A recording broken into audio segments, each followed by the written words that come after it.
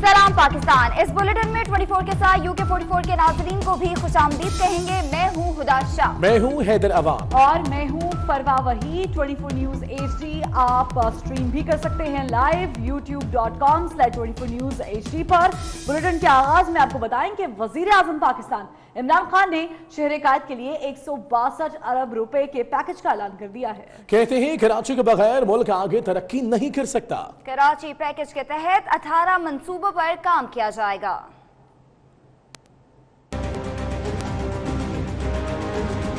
वजीर आजम इमरान खान की जेर सदारत ट्रांसफॉर्मेशन कमेटी का इजलास हुआ, जिसमें वजीर आजम ने कराची के लिए 162 अरब रुपए के पैकेज का ऐलान किया और कहा कि कराची के लिए जो मंसूबाबंदी की है उस पर अमल दरामद का वक्त आ गया है। कराची पैकेज के तहत 18 मंसूबों पर काम किया जाएगा। ट्रांसपोर्ट और साफ पानी का मंसूबा भी ला रहे हैं। पानी और नकासी आब के 7 मंसूबे शुरू करेंगे, जबकि ट्रांसपोर्ट के लिए 10 मंसूबे शुरू करेंगे। 162 अरब रुपए का पैकेज है, जिसमें जो हमारे प्रोजेक्ट्स प्रपोज हैं वो 18 हैं।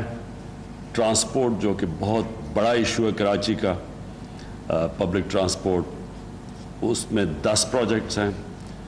जो उससे भी बड़ा इशू है वाटर सीवरेज, उसमें 7 प्रोजेक्ट्स हैं। वजीर आजम इमरान खान का कहना था कि कराची में कच्ची आबादियां सबसे ज्यादा हैं। इस शहर को मजीद फैलने से रोकने की जरूरत है, जिसके लिए जल्द मास्टर प्लान बनाएंगे। कराची में दस्तयाब जगह बचाने के लिए बुलंद इमारतों की इजाजत देंगे। कराची जिस तरह आप ऊपर जहाज में आए तो ऐसे लगता है कि पूरा कंक्रीट का स्लैब पड़ा हुआ है ऊपर। ये बड़ा इम्पोर्टेंट है कि हम जो कराची का जो मास्टर प्लान है ये जल्दी से बनाया जाए। वजीर आजम ने हैदराबाद में यूनिवर्सिटी बनाने का ऐलान करते हुए कहा कि थरपारकर में भी 1 अरब रुपए के RO प्लांट्स लगाएंगे और थरपारकर में 2 मेडिकल मोबाइल यूनिट्स भी भेजेंगे। कराची वालों का पानी का मसला कब हल होगा? 2007 में शुरू किए जाने वाले फराहमी आब के मंसूबे के 4 की लागत में कई गुना इजाफा तो हो गया, लेकिन 12 साल गुजरने के बाद भी मंसूबा मुकम्मल ना हो सका। इसी बारे में बात करेंगे हमारी नुमाइंदा समीन नवाज से। समीन नवाज, अभी तक मंसूबा मुकम्मल नहीं हुआ।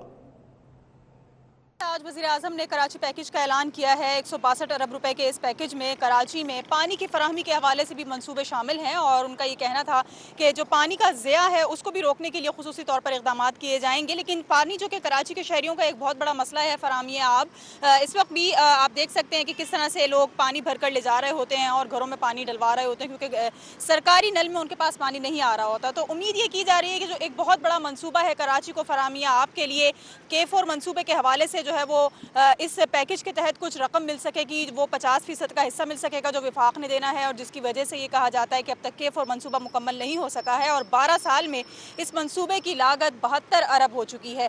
29 अरब रुपए का ये मंसूबा कई गुना अब मजीद महंगा हो चुका है। लेकिन इस मंसूबे की तकमील के लिए फंड्स की अदम फराहमी एक बड़ी वजह नजर आती है, जो अब कराची के शहरी पर उम्मीद है कि जो आज वज़ीर आज़म ने कराची पैकेज का ऐलान किया है, इसमें फराहमी आपके मंसूबे मुकम्मल करने के लिए भी एक खती रकम जो दरकार थी वो मिल सकेगी।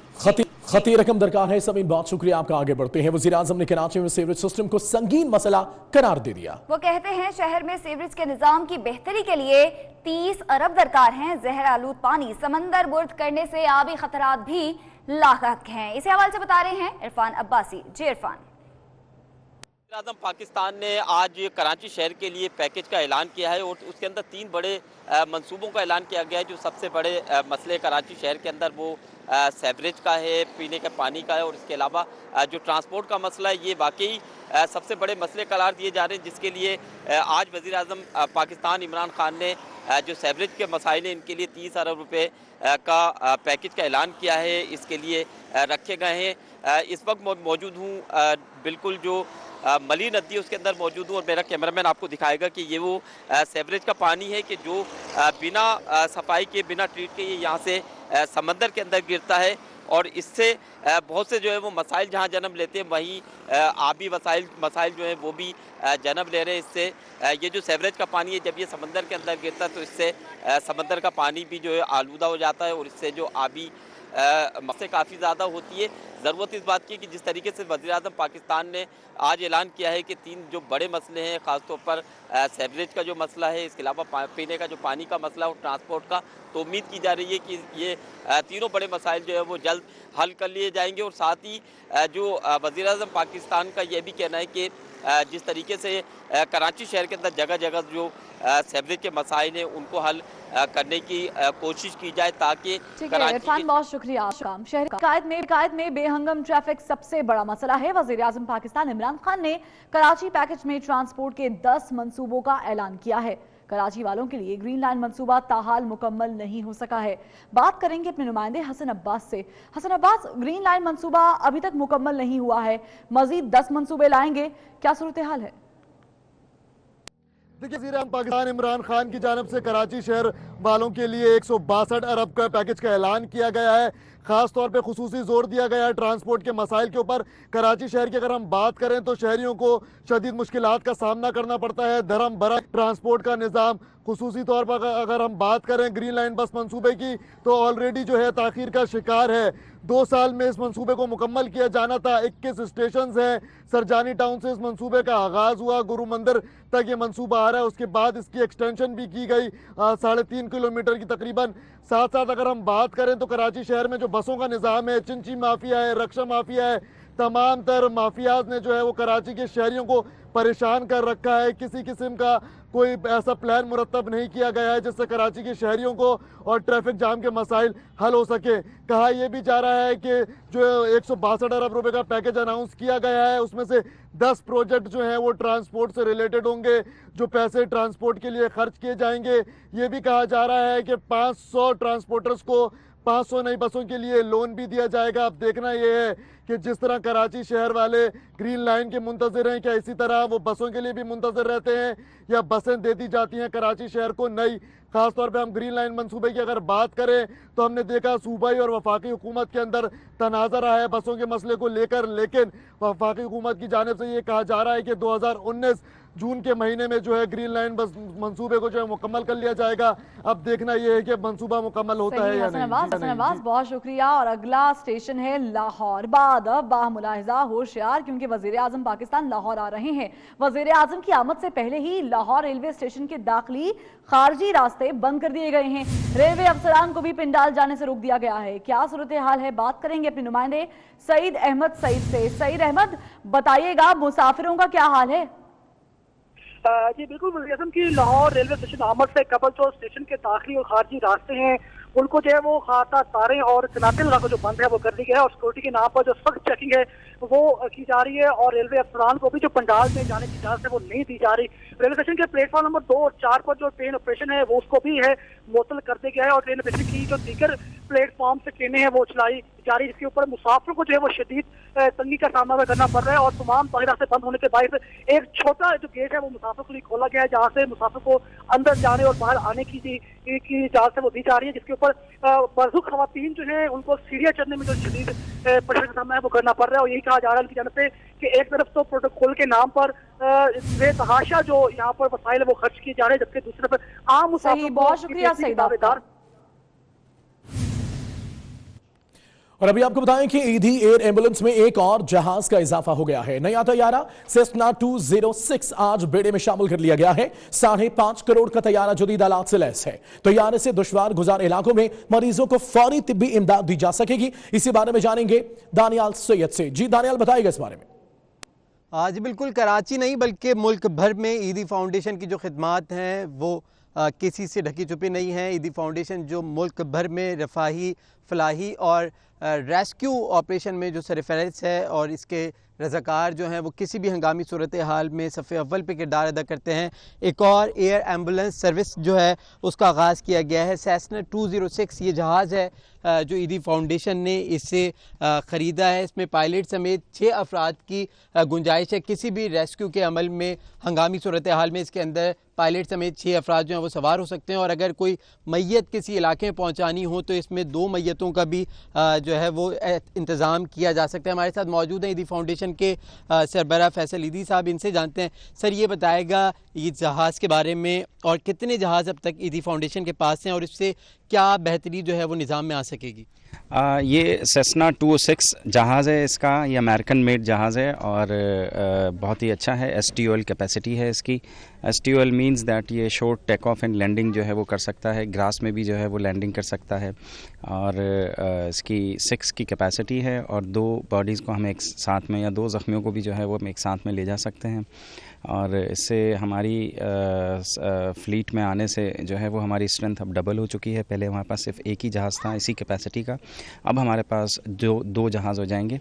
और जो है हमारी कोशिश ये है कि हम इसको अमेरिकन रजिस्ट्रेशन पे उड़ाने की हमने दरख्वास्त दी हुई है, ताकि हमारा जो एक इजाफ़ी ख़र्चा है वो अगर हमें इजाज़त मिल जाएगी तो हम इसको 6 महीने या साल 1.5 साल तक जो है वो अमेरिकन रजिस्ट्रेशन पे उड़ाते रहेंगे।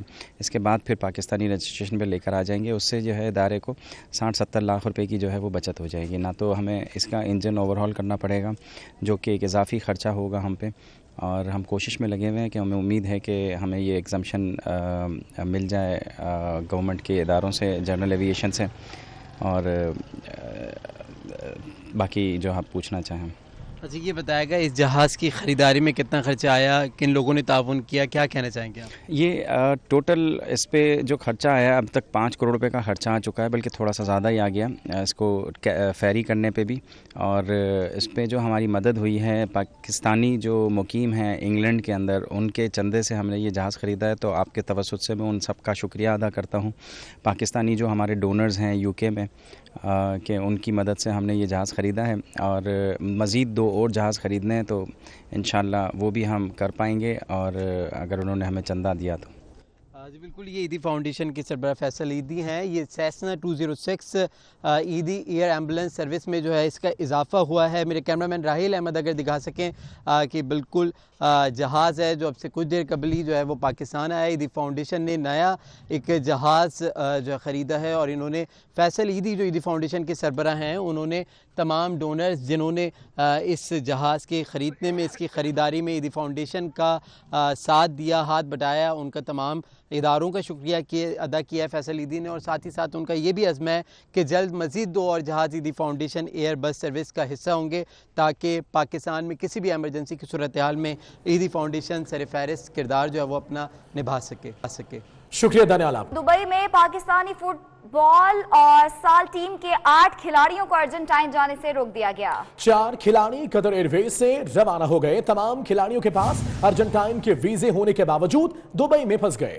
इसी पर बात करेंगे अपने नुमाइंदे रियाद से भी। आपको बताएं कि महमूद रियाद से बात करेंगे इसी पर।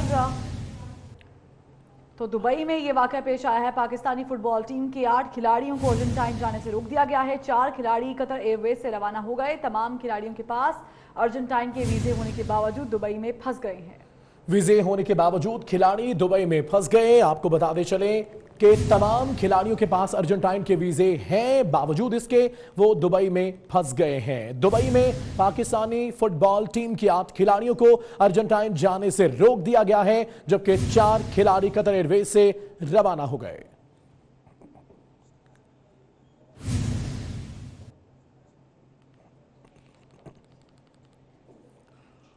और भक्कर हादसे में 7 तालिबात और रिक्शा ड्राइवर की मौत के बाद मुश्तइल अफराद ने बस को आग लगा दी। अहले इलाका ने जंग रोड को ट्रैफिक के लिए बंद कर दिया। एहतजाज इस वक्त भी जारी है। आपको बताते चलें कि भक्कर में यह हादसा पेश आया था। 7 तालिबात और रिक्शा ड्राइवर पर बस चढ़ दौड़ी। मौत के बाद मुश्तइल अफराद ने बस को आग लगा दी। अहले इलाका ने जंग रोड को ट्रैफिक के लिए बंद कर दिया है। मनाजिर आप देख सकते हैं। एहतजाज अब भी जारी है।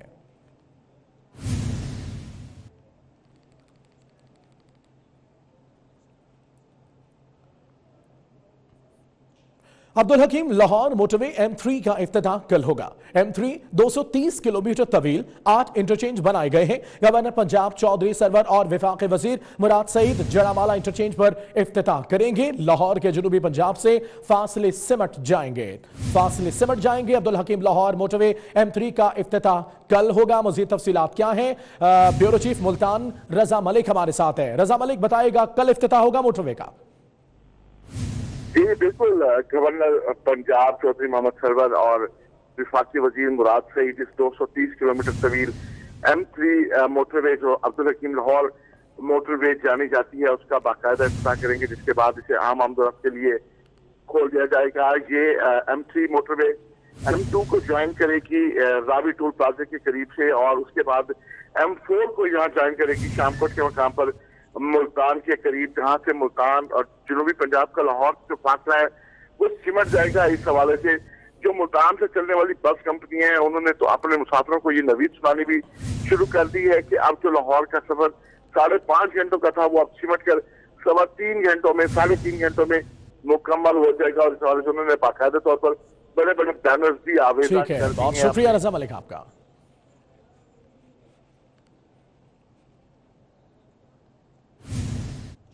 और अब मौसम का हाल।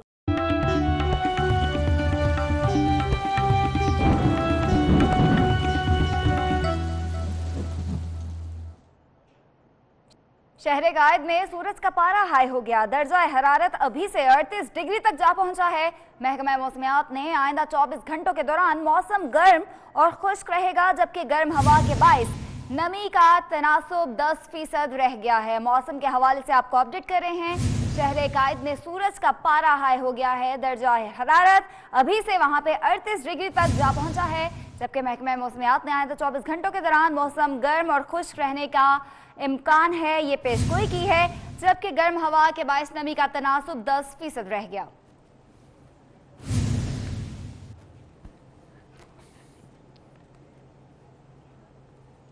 यहाँ पर वक्त सिंध असम्बली लिए चलेंगे, जहाँ पर सिंध के सूबाई मशीर बरकानून मुर्तज़ा वहाब इजहार ख्याल कर रहे हैं। पानी की चोरी हुई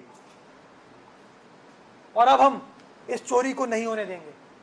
सूबाई सिंध की हुकूमत ने आपके स्टेटमेंट को खुशामदेद कहा। सूबाई सिंध की हुकूमत ने इस उम्मीद का इजहार किया कि अल्लाह करे आप लोग अपने वादे को वफा करेंगे और सूबाई सिंध के हिस्से का पानी हमें प्रोवाइड करेंगे। हमने कराची के लिए 650 MJD पानी की request council of common interest में दाखिल की, इस उम्मीद के साथ कि इन लोगों को कराची से बड़ी सीटें मिली हैं, बड़े वोट मिले, ये कराची वालों से अपने वादे को वफा करेंगे। आज 8 माह गुजर गए, 8 माह गुजर गए, ना सूबाई सिंध को पानी मिला। चले सूबाई सिंध ने तो उनको वोट नहीं दिया, कराची से तो वोट मिला था, तो कराची वालों को पानी दे देते, वो कराची वालों को भी वो पानी आप दस्तयाब नहीं कर पाए। खुदारा मैं गुजारिश करना चाहूँगा कि बातें वो करो जिसके ऊपर यू टर्न ना लेना पड़े, वादे वो करो जिसको आप वफा कर सको। आखिर में वजीर आज़म पाकिस्तान ने मनी लॉन्ड्रिंग की बात की। ये वो शख्स मनी लॉन्ड्रिंग की बात कर रहा है जिसकी अपने खानदान, अपनी हमशीरा के ऊपर इल्जामात हैं।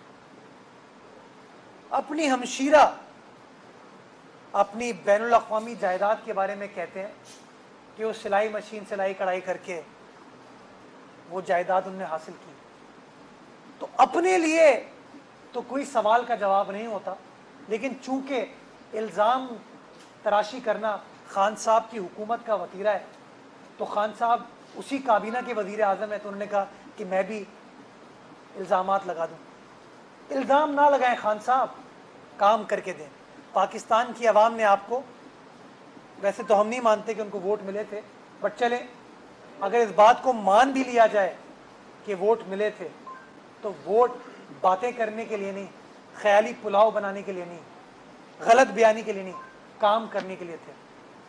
मैं बड़ा एहतराम करता हूँ वज़ीर आज़म के मनसब का, क्योंकि वज़ीर आज़म पाकिस्तान है, मेरे पाकिस्तान का वज़ीर आज़म है, लेकिन मैं उसके साथ साथ पाकिस्तान की आवाम का एहतराम करता हूँ, पाकिस्तान के आइन का एहतराम करता हूँ। अगर आप पाकिस्तान की आवाम से गलत बयानी करेंगे तो हम एहतजाज करेंगे, अगर आप पाकिस्तान के आइन के ख़िलाफ़ कोई बात करेंगे हम एहतजाज करेंगे।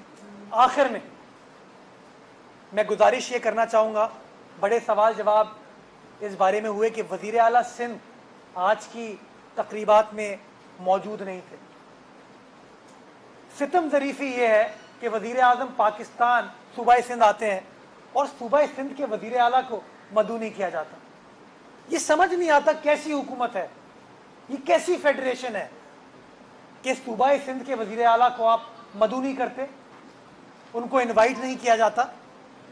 शायद हमारा ख्याल है कि वज़ीर आला सिंध को इसलिए मदऊ नहीं किया जा रहा क्योंकि वज़ीर आला सिंध बार बार जब वज़ीर आज़म से मिलते हैं तो आइन में पाकिस्तान की सरबुलंदी की बात करते हैं।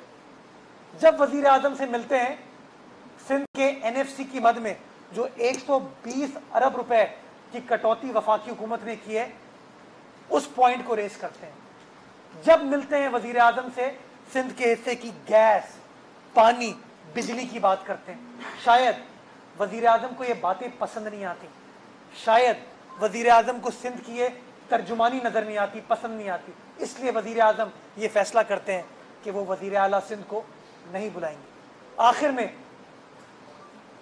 मैं रिकॉर्ड पर यह बात रखना चाहता हूं कि कराची ट्रांसफॉर्मेशन कमेटी जो वज़ीर आज़म ने गवर्नर साहब की सरबराही में कायम की थी, ये कमेटी आइन के खिलाफ है। आइन पाकिस्तान इस बात को बड़े खुले अल्फाज में बयान करता है कि सूबे के तमाम एग्जीक्यूटिव फंक्शंस वज़ीर आला और उसकी काबीना निभाएगी। तो अगर आप पानी के ऊपर कोई काम करना चाहते हैं, ट्रांसपोर्ट पर काम करना चाहते हैं, लोकल गवर्नमेंट पर काम करना चाहते हैं, ये तमाम सूबाई मामला। मुर्तज़ा वहाब मीडिया से गुफ्तगू कर रहे थे। न्यूज़ स्टूडियो से फिल वक्त इतना है।